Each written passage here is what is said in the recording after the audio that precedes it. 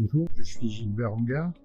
Je suis maire adjoint de la ville d'Albi en charge de la santé et je suis le président de l'association Élus Santé Publique et Territoire.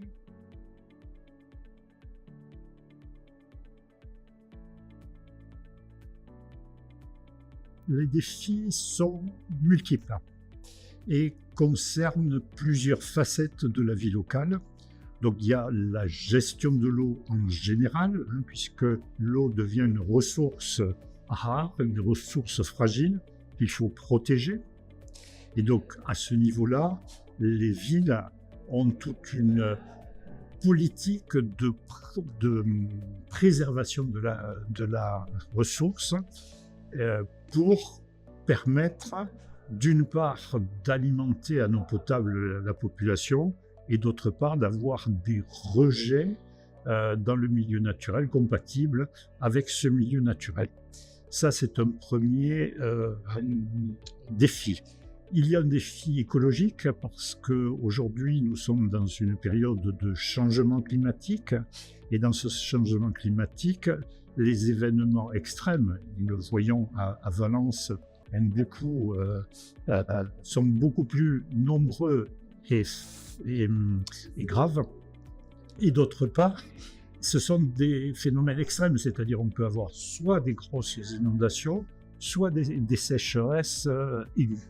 Et donc à partir de là, il faut se préparer, dans le cas d'inondations évidemment, de trouver des moyens d'évacuer l'eau rapidement, et dans le cas de la sécheresse, c'est d'avoir des ressources, des réserves en eau. Il y a des enjeux, je dirais, d'ordre sociaux ou sociologique, qui est de faire prendre conscience aux populations qu'il faut aujourd'hui une plus grande sobriété au niveau de l'utilisation de l'eau, puisque c'est une ressource qui devient très importante, et notamment le fait de l'évolution de la population, le fait que le milieu est quand même très pollué avec les micro-polluants par exemple, il faut faire beaucoup plus attention à la qualité de l'eau et à la qualité des rejets.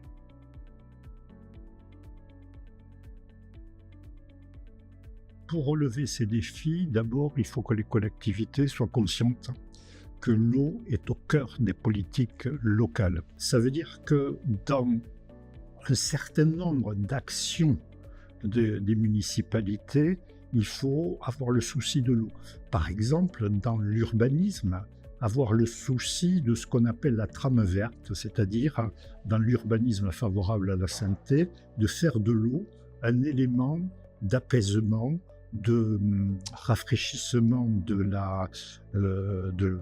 l'ambiance, de faire des lieux où on peut développer la santé mentale. On sait que les espaces boisés avec des mares ou des lacs, etc., participent à l'apaisement des populations. Il y a une gestion de la ressource qui doit être plus aiguë, et donc là on peut utiliser des nouvelles technologies, on peut mailler des réseaux d'eau potable par exemple. Il faut aussi penser au problème des gros événements, style donc les événements extrêmes sur le plan climatique. C'est par exemple d'avoir des zones humides, une politique basée sur la nature, donc revoir les plans locaux d'urbanisme, revoir la conception de la ville et penser que la ville aujourd'hui, pour qu'elle soit viable,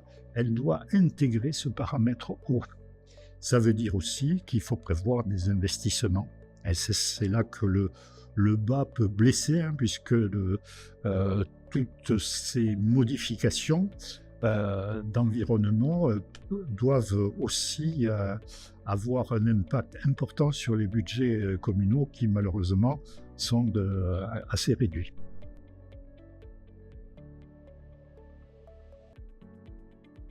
Alors je vais vous donner l'exemple de la ville d'Albi, puisque c'est la ville où je suis maire adjoint. Nous avons mis en place une politique pour économiser l'eau et préserver les ressources hydriques avec trois axes. D'abord, la mise en place de récupérateurs d'eau dans les bâtiments municipaux. L'objectif, c'est de diminuer la consommation d'eau potable avec une cible, c'est 40 000 litres d'eau économisée. Alors, ça ne se fait pas comme ça, hein. Par exemple, dans une école, si avant de mettre un récupérateur d'eau, il y a peut-être des choses à faire avant. Par exemple, on réorganise les cours d'école, hein, on végétalise les cours d'école, et donc les récupérateurs d'eau viennent après. Ah.